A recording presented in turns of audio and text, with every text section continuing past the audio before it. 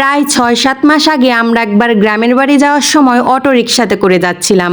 বাস থেকে নামার পর আমাদের ৩০ থেকে ৪০ মিনিটের পথ রিকশা করেই যেতে হয়। রিকশাটা একজন মধ্যবয়সী মামা চালাচ্ছিলেন। ওনার বয়স আনুমানিক ৬৫ বা ৭০ হবে। বাড়ি পৌঁছানোর আগ পর্যন্ত সেই মধ্যবয়সী রিকশা চালক মামার সাথে আমরা কিছু বিষয় নিয়ে কথা বলছিলাম।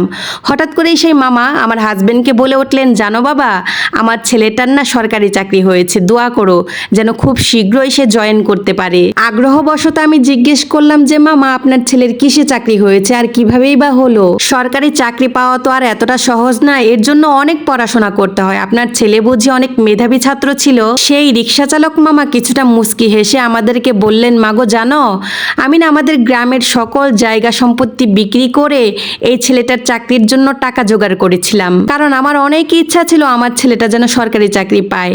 আমার ছেলেটা ছোট থেকেই অনেক মেধাবী ছাত্র, কিন্তু পড়াশোনা শেষ করে সে যতবারই সরকারি চাকরির জন্য পরীক্ষা দিয়েছে, কয়েকটাতে সে লিখিততে পাশ করলেও ভাইভাতে গিয়ে তাকে আটকে দেওয়া হয়েছে।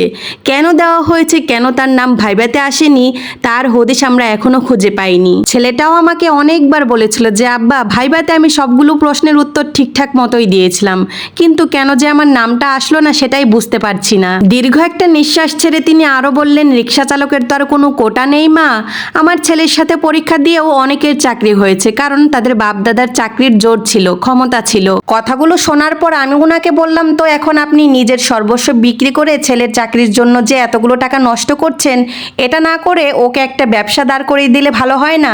রিকশা চালক মামা তখন বললেন, মা, এই কথাটা আমাকে অনেকেই বলেন যে আপনি চালান রিকশা, আপনার ছেলের জন্য আপনি জায়গা জমি সব বিক্রি করে ফেলেছেন, এটার কি কোনো মানে হলো? কিন্তু আমি এটা সবাইকে কিভাবে বোঝাই? হতে পারি আমি একজন রিকশা চালক, আমারও তো ইচ্ছে করে আমার মেধাবী ছেলেটা যেন একটা সময় সরকারি একজন ভালো অফিসার তৈরি হয়। খুব কষ্ট করে ওকে পড়াশোনা করিয়ে এত বড় করেছে, ও নিজেও অনেক কষ্ট করেছে, অনেক পড়াশোনা করেছে, অনেক পরিশ্রম করেছে।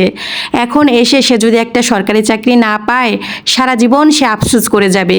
দেখতেই তো পাচ্ছ, এখন পর্যন্ত রাস্তায় রাস্তায় রিকশা নিয়ে ঘুরে বেড়াচ্ছি, আমার ছেলেটার স্বপ্ন পূরণ করার জন্যই আসলে এতটা কষ্ট করছি। সেই মামার বলা কথাগুলো এখন এসে তাই খুব মনে পড়ছে। ওনার মতো এদেশে এমন অনেক মানুষ আছে যারা কিনা তাদের ছেলে মেয়েদেরকে উচ্চশিক্ষায় শিক্ষিত করেছেন, মেধাবী হিসেবে গড়ে তুলেছেন, কিন্তু চাকরির ক্ষেত্রে গিয়ে তারা ভালো কোনো চাকরিই খুঁজে পাচ্ছে না। কিভাবেই বা পাবে? কারণ একটা সরকারি চাকরির জন্য যে কয়টা আসন বরাদ্দ থাকে, কোটাপ্রাপ্ত ছাত্রছাত্রী দিয়েই তো বেশিরভাগ আসন পূরণ হয়ে যায়। মেধাবীদের জন্য খালিই থাকে মাত্র হাতে গোনা কয়েকটা আসন। বর্তমান পরিস্থিতি নিয়ে আমার আসলে বেশি কিছু বলার নেই, শুধু একটা কথাই বলার আছে, এই কোটা ব্যবস্থাকে পেছনে রেখে আপনারা কেন মেধাবীদেরকে সবার ঊর্ধ্বে রাখছেন না?